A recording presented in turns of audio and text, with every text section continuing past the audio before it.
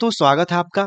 तो आज हम इस वीडियो में जनवरी 2026 के प्रथम सप्ताह के सभी महत्वपूर्ण करंट अफेयर्स देखेंगे। इस वीडियो में हम कुल 50 प्रश्न देखेंगे जो आने वाले कॉम्पिटिटिव एग्जाम्स के लिए बहुत ही इंपॉर्टेंट होंगे। तो चलिए स्टार्ट करते हैं और हम आज का पहला प्रश्न देखते हैं। पहला प्रश्न है, हाल ही में चौथी बार स्लोवेनिया के प्रधानमंत्री कौन बने हैं? तो ये हैं जेनेस जानसा। जेनेस जानसा चौथी बार स्लोवेनिया के प्रधानमंत्री बने हैं। स्लोवेनिया यूरोप महाद्वीप में स्थित एक देश है। इसकी राजधानी ल्यूब्लियाना है। अगला प्रश्न है, रेड बैलून एरोस्पेस ने भारत का पहला स्टेटोस्फेरिक सुपर प्रेशर बैलून किस राज्य में लॉन्च किया है? तो ये जो है आंध्र प्रदेश में लॉन्च किया गया है। यह भारत का पहला स्टेटोस्फेरिक सुपर प्रेशर बैलून है। इसका उपयोग मौसम विज्ञान, संचार एवं वैज्ञानिक अनुसंधान में किया जाएगा। आंध्र प्रदेश की राजधानी अमरावती है। प्रिंसेस ऑफ अस्तूरियास अवार्ड, ये तीसरा प्रश्न है, प्रिंसेस ऑफ अस्तूरियास अवार्ड जीतने वाले पहले फुटबॉलर कौन बने हैं? तो ये हैं लियोनेल मेसी हैं। मेसी अर्जेंटीना के महत्वपूर्ण फुटबॉलर हैं। उन्होंने अर्जेंटीना को फीफा विश्व कप 2022 जिताया था। Princess of Asturias award Spain का प्रतिष्ठित सम्मान है। अगला प्रश्न है, भारत स्काई कास्ट प्रणाली स्थापित करने वाला दुनिया का कौन सा देश बना है? तो ये जो है एक 19वां देश बना है भारत। स्काई कास्ट प्रणाली दिल्ली के इंदिरा गांधी अंतर्राष्ट्रीय हवाई अड्डे पर स्थापित की गई है। यह विमान क्षेत्र में मौसम पूर्वानुमान को अधिक सटीक बनाती है। इंदिरा गांधी अंतर्राष्ट्रीय हवाई अड्डा भारत का सबसे व्यस्त हवाई अड्डा है। अगला प्रश्न है, भारत के हज मिशन को सऊदी अरब में किन पुरस्कारों से सम्मानित किया गया है? तो ये जो है 2 लब्बैतुम अवार्ड से सम्मानित किया गया है। भारत के हज मिशन को उत्कृष्ट सेवाओं के लिए 2 लब्बैतुम अवार्ड मिले हैं। लब्बैतुम अवार्ड होता है वही मिला है। हज यात्रा का आयोजन सऊदी अरब के मक्का एवं मदीना में होता है। सऊदी अरब की राजधानी रियाद है। अगला प्रश्न है, आईपीएल जो अभी हाल में खत्म हुआ है, आईपीएल 2025 का खिताब किस टीम ने जीता है? तो इसको रॉयल चैलेंजर्स बेंगलुरु ने जीता है। लगातार 2 बार आरसीबी ने जीत चुका है। और ये फाइनल मुकाबला जो है आरसीबी और गुजरात टाइटंस के बीच हुआ था। आईपीएल का आयोजन भारतीय क्रिकेट कंट्रोल बोर्ड यानी बीसीसीआई द्वारा किया जाता है। आईपीएल का पहला संस्करण 2008 में खेला गया था। अगला प्रश्न है, खेत बचाओ अभियान की शुरुआत किस केंद्रीय मंत्री द्वारा की जाएगी? तो यह जो है शिवराज सिंह चौहान द्वारा की जाएगी। वर्तमान केंद्रीय कृषि मंत्री हैं ये शिवराज सिंह चौहान। यह अभियान मध्य प्रदेश में शुरू किया गया। कृषि मंत्रालय किसानों की आय बढ़ाने संबंधित योजनाओं का संचालन करता है। अगला प्रश्न है, एआई संचालित समाधान दीदी किस केंद्रीय मंत्री द्वारा लॉन्च किया गया? तो ये जो है जितेंद्र सिंह द्वारा लॉन्च किया गया। यह एक एआई आधारित पहल है। इसे केंद्रीय मंत्री डॉक्टर जितेंद्र सिंह ने लॉन्च किया। एआई का पूरा नाम आर्टिफिशियल इंटेलिजेंस होता है, जो कि आजकल बहुत ही ज़्यादा चलन में है। अगला प्रश्न है, कर्नाटक के नए मुख्यमंत्री कौन बने हैं? तो कर्नाटक के नए मुख्यमंत्री डीके शिवकुमार बने हैं। डीके शिवकुमार कर्नाटक के प्रथम प्रमुख राजनीतिक नेताओं में से एक है। कर्नाटक की राजधानी बेंगलुरु है। कर्नाटक को भारत की सिलिकॉन वैली के नाम से भी जाना जाता है। अगला प्रश्न है, भारत का पहला ब्लू बॉन्ड कौन लॉन्च करेगा? तो ये जो है सागरमाला वित्त निगम द्वारा ये लॉन्च किया जाएगा। ब्लू बॉन्ड समुद्री एवं तटीय परियोजनाओं के वित्त पोषण से संबंधित होता है। सागरमाला परियोजना बंदरगाह आधारित विकास कार्यक्रम है। इसका उद्देश्य भारत की समुद्री अर्थव्यवस्था को मजबूत करना है। अगला प्रश्न है, सुप्रीम कोर्ट ने ट्रामा केयर को किस अनुच्छेद के अंतर्गत जीवन के अधिकार का अभिन्न अंग माना है? तो ये अनुच्छेद 21 के अंतर्गत इसको जीवन के अधिकार का अभिन्न अंग माना गया है। अनुच्छेद 21 जीवन और व्यक्तिगत स्वतंत्रता का अधिकार प्रदान करता है। सुप्रीम कोर्ट ने समय पर ट्रामा केयर को मौलिक अधिकार से जोड़ा है। इसे भारतीय संविधान के सबसे महत्वपूर्ण मौलिक अधिकारों में से एक माना जाता है। बायोडिग्रेडेबल फिल्टर प्लास्टिक के लिए अर्थ प्राइज 2026 किसे प्रदान किया गया? तो ये जो है 3 भारतीय किशोरों को यह सम्मान प्रदान किया गया है। प्लास्टिक एक बायोडिग्रेडेबल फिल्टर तकनीकी है। इसका उद्देश्य जल में मौजूद माइक्रो प्लास्टिक को कम करना है। अर्थ प्राइज पर्यावरण संरक्षण से जुड़े नवाचारों को प्रोत्साहित करता है। अगला प्रश्न देखते हैं। AUKUS सुरक्षा गठबंधन ने समुद्री रक्षा क्षमताओं को बढ़ाने के लिए कौन सा कार्यक्रम लॉन्च किया गया है? तो यह कार्यक्रम है अंडर वाटर ड्रोन प्रोग्राम। यही ये प्रोग्राम लॉन्च किया गया है। AUKUS में ऑस्ट्रेलिया, यूनाइटेड किंगडम और अमेरिका शामिल है। इसमें इस गठबंधन में ऑस्ट्रेलिया, यूनाइटेड किंगडम और अमेरिका शामिल है। यह कार्यक्रम समुद्री निगरानी और सुरक्षा को मजबूत करेगा। AUKUS गठबंधन की घोषणा वर्ष 2021 में हुई थी। अगला प्रश्न देखते हैं। बांग्लादेश सरकार ने किस परियोजना को मंजूरी प्रदान की है? यह परियोजना है पद्मा बैराज परियोजना। यह परियोजना सिंचाई एवं जल प्रबंधन से संबंधित है। बांग्लादेश की राजधानी ढाका है। पद्मा नदी गंगा नदी की प्रमुख धारा मानी जाती है। अगला प्रश्न है। लॉजिस्टिक पोर्ट परफॉर्मेंस इंडेक्स 2024-25 में ड्राई बल्क श्रेणी में किसने शीर्ष स्थान प्राप्त किया है? तो ये जो है पारादीप पोर्ट अथॉरिटी ने इसमें पहला स्थान प्राप्त किया है। पारादीप पोर्ट उड़ीसा में स्थित है। यह भारत के प्रमुख प्राकृतिक बंदरगाहों में से एक है। ड्राई बल्क कार्गो में कोयला, लौह अयस्क एवं उर्वरक शामिल होते हैं। अगला प्रश्न है। गूगल डीबग कार्यक्रम के तहत किस बैक्टीरिया से संक्रमित नर मच्छरों से संबंधित प्रयोग शुरू करेगा? तो ये जो है बोल्वा किया, इसी के तहत जो है बैक्टीरिया से संक्रमित नर मच्छरों से संबंधित प्रयोग शुरू करेगा। बोल्वा किया बैक्टीरिया का उपयोग मच्छर जनित रोगों को नियंत्रित करने में किया जाता है। यह कार्यक्रम कैलिफोर्निया और फ्लोरिडा में शुरू किया जाएगा। इसका उद्देश्य डेंगू और अन्य रोगों के प्रसार को कम करना यानी रोकना है। AI प्रदर्शन के आधार पर भारत दुनिया की कौन सी सबसे बड़ी अर्थव्यवस्था बना है? यह जो है चौथी सबसे बड़ी अर्थव्यवस्था बना है। भारत AI अपनाने वाले प्रमुख देशों में शामिल है। AI का पूरा नाम आप लोग जानते हैं, आर्टिफिशियल इंटेलिजेंस। भारत डिजिटल अर्थव्यवस्था के क्षेत्र में बहुत तेजी से बढ़ रहा है। अगला प्रश्न है। वाइस एडमिरल विनीत मैकार्थी ने किस पद का कार्यभार संभाला है? तो उन्होंने अंडमान एवं निकोबार कमान के 20वें कमांडर इन चीफ के रूप में कार्यभार संभाला है। अंडमान एवं निकोबार कमान भारत की पहली त्रिसेवा कमान है। इसकी स्थापना वर्ष 2001 में की गई थी। इसमें थल सेना, नौसेना और वायुसेना तीनों शामिल हैं। अगला प्रश्न है। भारत चीन के बीच 35वीं WMCC बैठक कहाँ आयोजित हुई? तो यह जो है बीजिंग में आयोजित हो गई।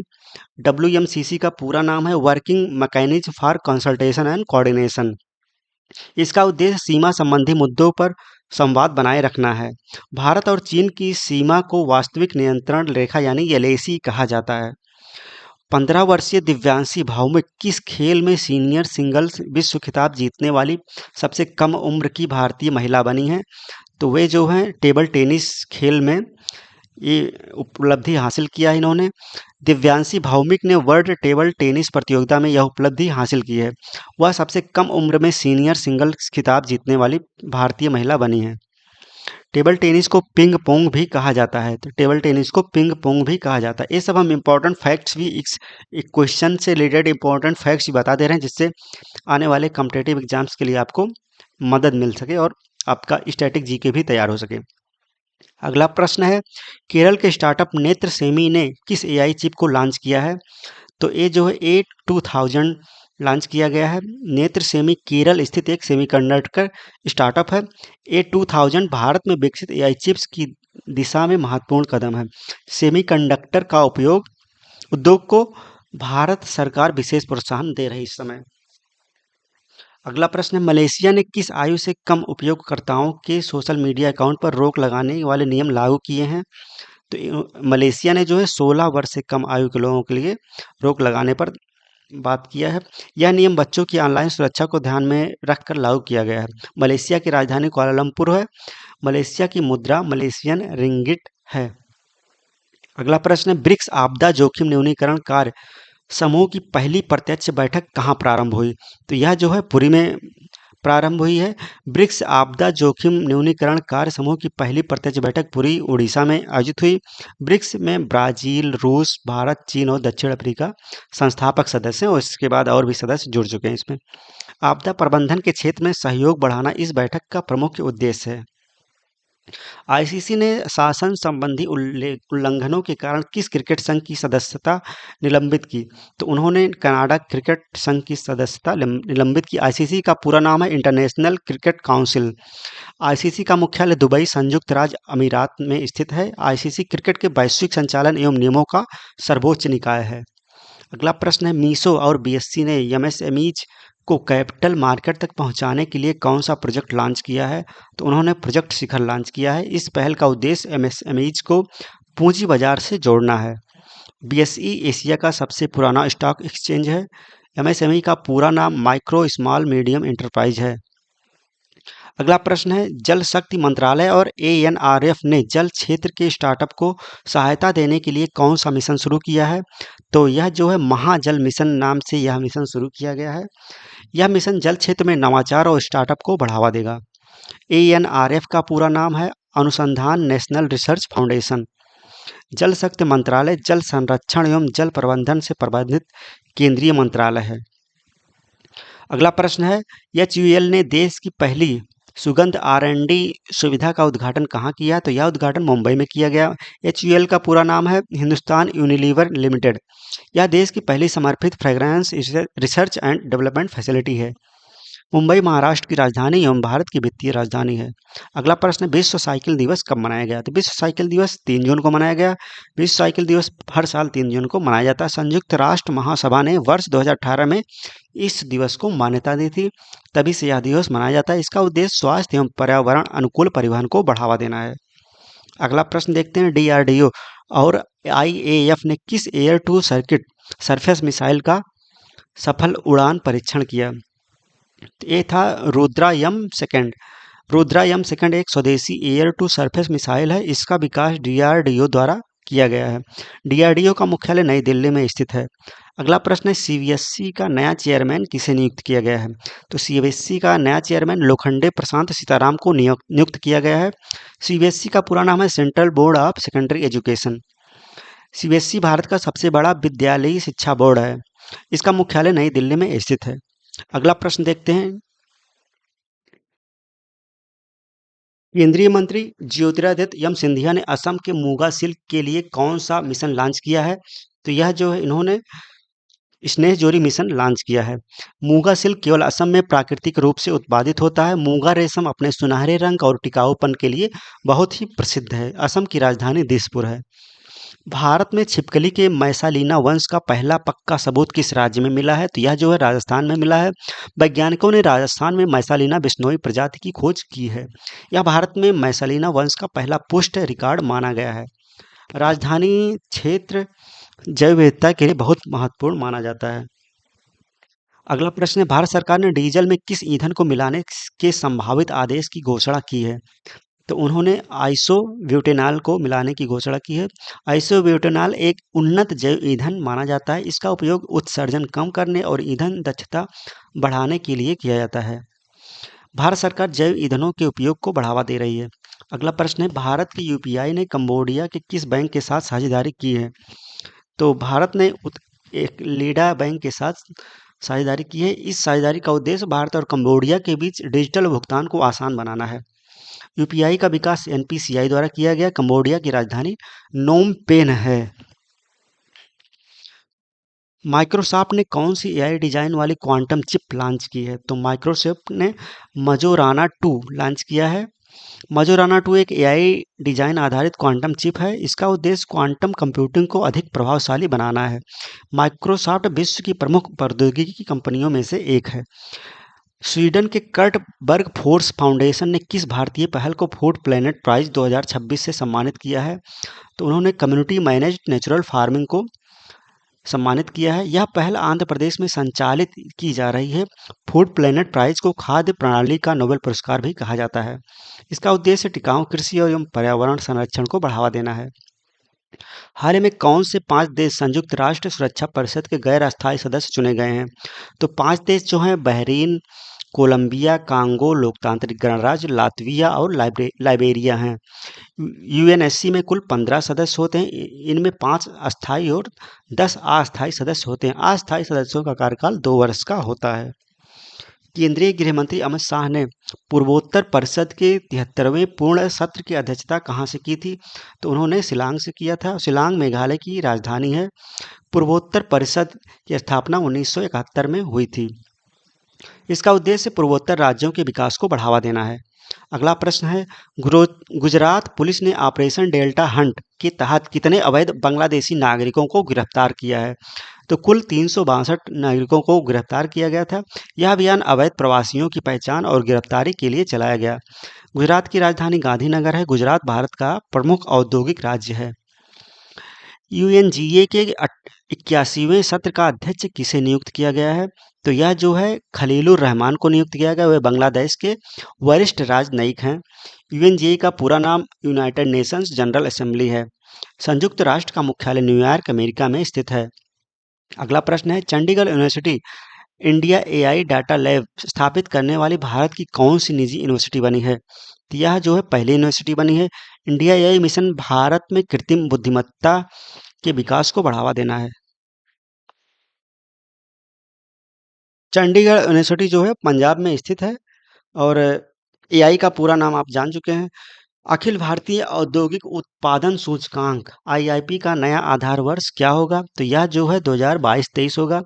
आईआईपी औद्योगिक उत्पादन की वृद्धि को मापने वाला प्रमुख सूचकांक है। इससे राष्ट्रीय सांख्यिकी कार्यालय एनएसओ जारी करता है।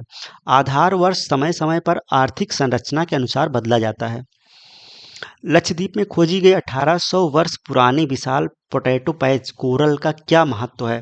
तो यह जो है क्षेत्र की प्राचीन समुद्री जैव विविधता का प्रमाण माना जाता है। यह खोज समुद्री पारिस्थितिकी के अध्ययन में महत्वपूर्ण मानी जा रही है। लक्षद्वीप अरब सागर में स्थित भारत का केंद्र शासित प्रदेश है। प्रवाल भित्तियां समुद्री जैव विविधता के लिए अत्यंत महत्वपूर्ण होती हैं।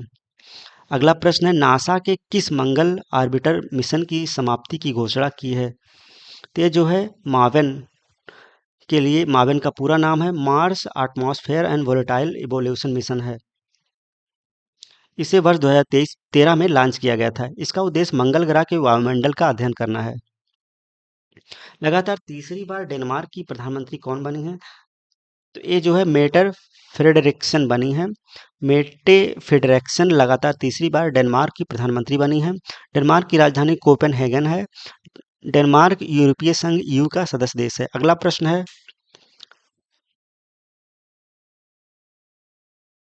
वर्ष 2025 में भारत दुनिया का कौन सा सबसे बड़ा सोलर ग्रोथ मार्केट बना? ये जो है दूसरा सबसे बड़ा बना। भारत वर्ष 2025 में दुनिया का दूसरा सबसे बड़ा सोलर ग्रोथ मार्केट बना। भारत नवीकरणीय ऊर्जा क्षमता में तेजी से वृद्धि कर रहा है। अंतर्राष्ट्रीय सौर संगठन आईएसए का मुख्यालय गुरुग्राम हरियाणा में स्थित है। लोकसभा के पूर्व महासचिव एवं संविधान विशेषज्ञ सुभाष सी कश्यप का निधन कितनी आयु में हुआ? तो इनकी मृत निधन जो है 97 वर्ष की आयु में हुआ। सुभाष सी कश्यप भारत के प्रसिद्ध संविधान विशेषज्ञ थे। उन्होंने संसदीय व्यवस्था पर अनेक महत्वपूर्ण पुस्तकें लिखी। वे लोकसभा के पूर्व महासचिव भी रहे थे। अगला प्रश्न देखते हैं, बंगलुरु में कैंपस खोलने के लिए किस यूके विश्वविद्यालय को अनुमति मिली है? तो यूनिवर्सिटी ऑफ लिवरपूल को अनुमति मिली है। यूनिवर्सिटी ऑफ लिवरपूल को बेंगलुरु में कैंपस स्थापित करने की अनुमति मिली है। नई शिक्षा नीति एनईपी 2020 विदेशी विश्वविद्यालयों को भारत में आने के लिए प्रोत्साहित करती है। बेंगलुरु को भारत का सिलिकॉन वैली कहा जाता है। अगला प्रश्न है, सुरहा ताल भारत की कौन सी रामसर साइट बनी है? तो ये जो है 100वीं रामसर साइट बनी है। सुरहा ताल उत्तर प्रदेश में स्थित एक महत्वपूर्ण आर्द्र भूमि है। रामसर साइट अंतर्राष्ट्रीय महत्व की आर्द्र भूमि को कहा जाता है। रामसर सम्मेलन 1971 में ईरान के रामसर शहर में आयोजित किया गया था। अगला प्रश्न और आखिरी प्रश्न है पूरे सप्ताह का, केंद्रीय राज्य मंत्री जयंत चौधरी ने जमीनी स्तर के इनोवेटर्स को सशक्त बनाने के लिए कौन सा कार्यक्रम लॉन्च किया है? तो एक कार्यक्रम है नवाचार मंत्र। इस पहल का उद्देश्य स्थानीय नवाचारों को बढ़ावा देना है। जयंत चौधरी कौशल विकास एवं उद्यमिता मंत्रालय से जुड़े हुए हैं। भारत सरकार नवाचार आधारित अर्थव्यवस्था को प्रोत्साहित कर रही है। तो आज हमने देखा जून 2026 के पहले सप्ताह के सभी महत्वपूर्ण 50 प्रश्न, जो कि आने वाले कॉम्पिटिटिव एग्जाम्स के लिए बहुत ही जरूरी होंगे और बहुत ही महत्वपूर्ण होंगे। ऐसे ही सभी करंट अफेयर्स के सभी वीडियोस पाते रहने के लिए आप हमारे यूट्यूब चैनल को सब्सक्राइब करें, आप हमारे फेसबुक पेज को फॉलो करें, जिससे आपको सभी ज़रूरी अपडेट्स मिलते रहें और आप अपनी परीक्षाओं को सफल बना सकें, उसमें अच्छे स्कोर कर सकें। तो आज के इस वीडियो में हम इतना ही लेते हैं। अगले अगले वीडियो में हम फिर मिलेंगे, तब तक के लिए नमस्कार।